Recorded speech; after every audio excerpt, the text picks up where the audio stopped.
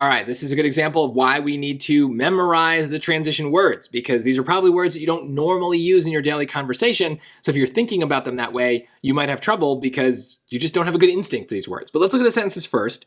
According to Duverger's law, countries with single ballot majoritarian elections for single-member districts tend to polarize into two-party systems wherein dueling political parties consistently dominate the political system.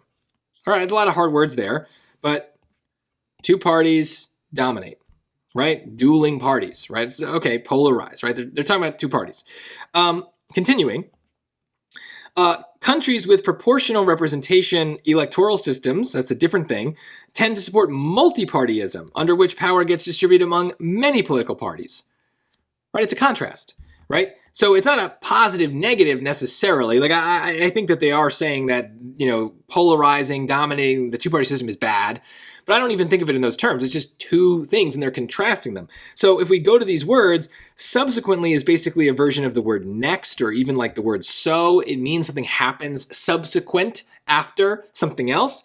Not relevant here, there's no time involved, but conversely means but. It's just a fancy way of saying but. So if we have a contrast, we probably want a but word. For instance is for example. So it's not an example. It's a completely different thing.